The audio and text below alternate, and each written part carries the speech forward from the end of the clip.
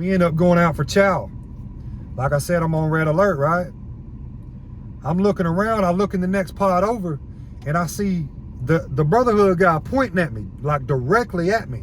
I catch him pointing at me. I'm like, all right, so I walk up to the window and I'm like, hey, what's good, bro? What's the deal?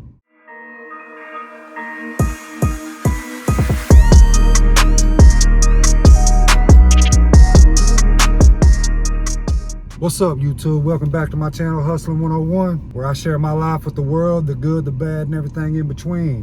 Be sure to like, comment, subscribe, please, and thank you. Today, we're going to talk about the time I had a bag put on my head in the county jail by an Aryan Brotherhood guy, a dude with some rank. So this particular time, I had got locked up for an aggravated burglary. I think I've talked about this before in previous videos. So this story takes place in Athens, Tennessee. I was locked up in Athens, Tennessee for an aggravated burglary charge. You know, everything was normal. They put me off in the pod. You know, anybody that's been in jail knows how it goes. You get booked in, dress out, they send you to the back somewhere, put you in a pod. They happen to put me in the felony pod. In this jail, like they had pods where they would usually like house the misdemeanor dudes, people with like lesser charges.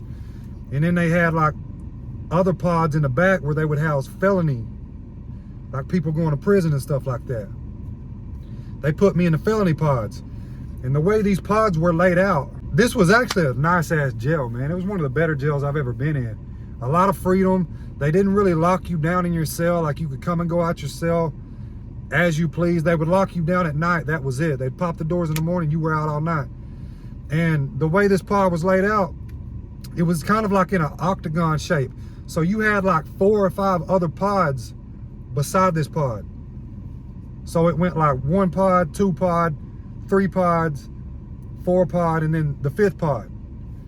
And in the middle was like a little guard shack. I get, you know, where the guards would sit and watch the computer screens, cameras, and you know, do all that.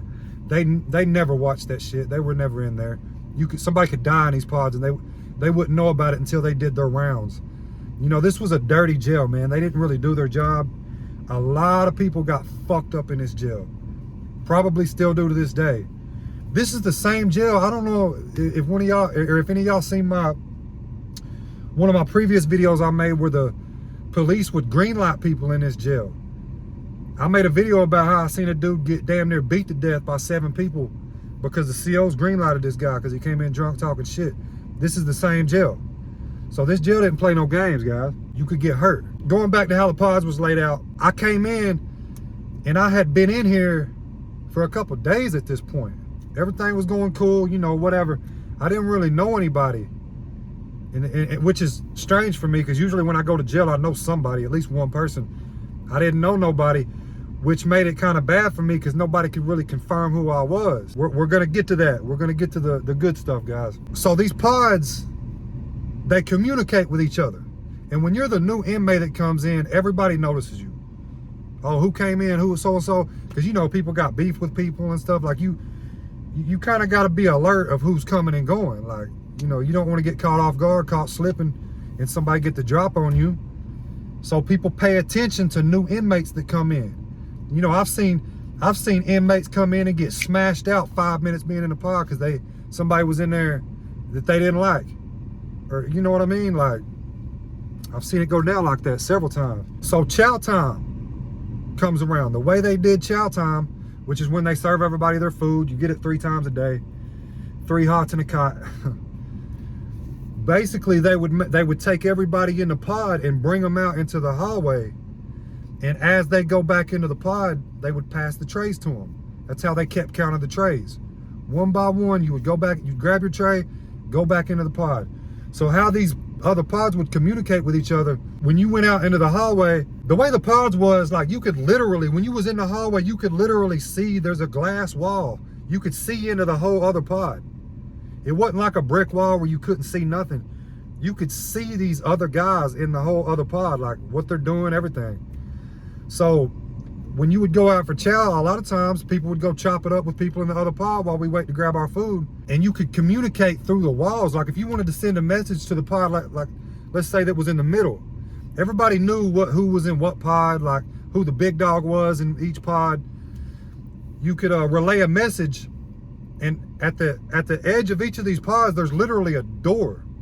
There's a door and a wall that separates these pods, because when the guard does his rounds, he starts at one side, goes through each door, checks each pod, and then leaves. That's how the guard would do the rounds. So when the inmates wanted to communicate with each other, they would just beat on the door and tell somebody in the next pod to, hey, go tell so-and-so in the next pod over that, you know, this is the message. And so on and so on. And that, you know, that's how we would communicate in the jail that I was in, the pod that I was in. Like I said, I had been in here a couple days already. I started noticing weird little vibes, right? Started noticing weird little vibes. I was in a cell with two other dudes, pretty cool guys. And I started noticing people was asking me what my name was. I had been in here for a couple days, guys. I had established myself. When you go to jail, man, your first day is you kind of establish yourself right then. You know, you make yourself known. 2 days into it, 2 or 3 days into it, people's asking me what my name is. And I already know everybody knows my fucking name. So I'm wondering why the hell people's asking me my name. You know, my antennas immediately go up, because I already know how jail works. You know, I'm from the streets. I know how this shit goes. So I'm in red alert. I'm like, all right, something ain't right. Something's going on. 3 or 4 people come in the cell asking me, hey man, what'd you say your name was? Yada yada. Trying to be slick, but I'm too smart for that shit. I know something's up. I'm like, what the fuck going on? So I end up asking my cellie, I'm like, hey man, look, why do people keep asking me what my name is? He tells me, he said, man, somebody's saying you a snitch or something like that. That's what I heard. And he just leaves it at that. I'm like, all right. So they're looking for a guy named LJ. I don't know who the fuck this dude is. I've never met him before, don't know him. You know, I'm more from Cleveland, Bradley County than I am Athens, Tennessee. Like, I know people in Athens, but not to that degree. Like, I don't know everybody like I do in Cleveland, Tennessee. So I don't know who the fuck LJ is. I just know I'm not him, but they don't know that. You know, they might think I'm lying. All they know is this Aryan Brotherhood guy in another pod that has rank is saying that, yo, that's LJ. I got 100 on his fucking head. Handle that. He put $100 on my head. Now, guys, that might not seem like a lot of money, but in jail, people will hurt you for $100, man. I've seen people fight over honey buns. I've seen people tell, yo, man, I'll give you a honey bun to go fuck this dude up, and they go fuck the dude up for a honey bun. So what you think people gonna do for $100? The guy that I seen get almost killed, he got fucked up because he was green lighted by the police. There was no incentive. They wasn't getting nothing for doing it. They just did it because the police said they could do it, and still ended up getting charged for it. So what you think people gonna do for $100? So they're congregating. I already know what's going on, man. So me being in survival mode, I'm like, all right.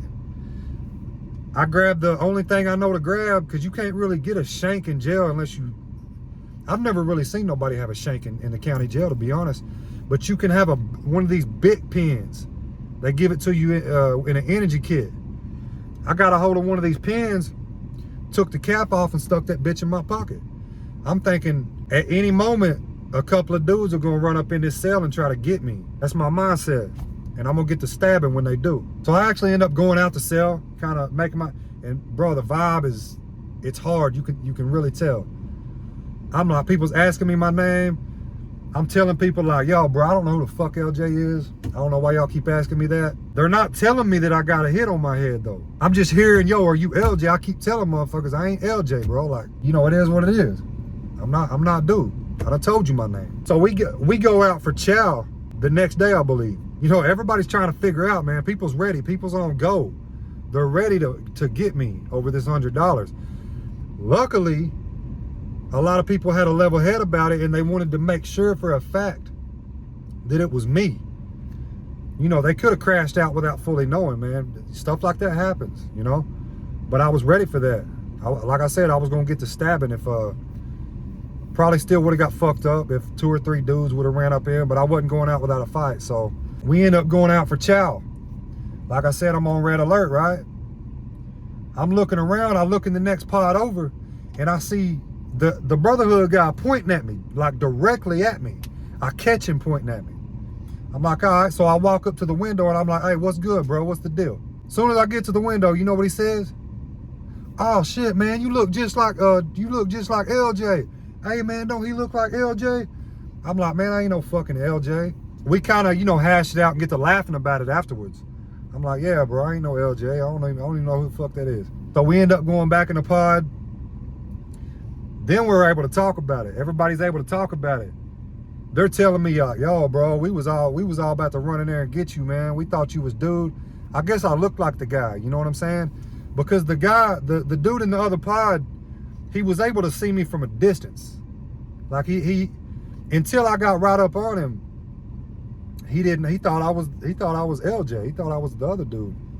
Until I walked up to the window and he was able to see me up close and realize I wasn't him. But yeah, that was I dodged a pretty messy situation right there, because that would have got dirty, man. I probably would have got hurt, to be honest. I was probably fixing to get hurt. People was on my ass over that $100. I'm not invincible. I'm not Superman. I can't whoop 3 dudes at once. But that's how it goes in jail. For one, don't be snitching. Oh, and something else I wanted to talk about. I knew all this was going on. I wasn't about to get on the damn button and tell them I was in fear for my life or something. And I could have did that, you know what I'm saying? A lot of people would have did that. I already knew that people was on my ass. I knew what was fixing to happen. I was ready for it. And I could have went and, pulled a bitch move, got on the button, told them, hey, I'm in fear for my life. They would have put me in PC. But you basically give up your whole man card when you do that. I'm just gonna be honest, guys, you're a bitch if you do that. Like, pedophiles and shit go to PC. People that got like weird charges go to PC. People that are scared to be in general population go to PC.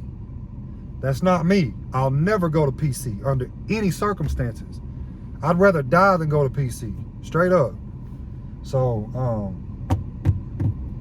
I just got too much dignity in myself to be copping out like that. But luckily it worked out. It played out right. Nothing got physical. Nothing got confrontational.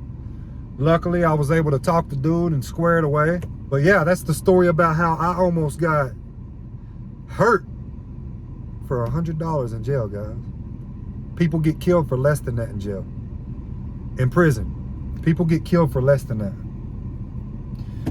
But you already know what it is. I'm just a guy that decided to get on YouTube and share his crazy life with the world. And as always, peace out.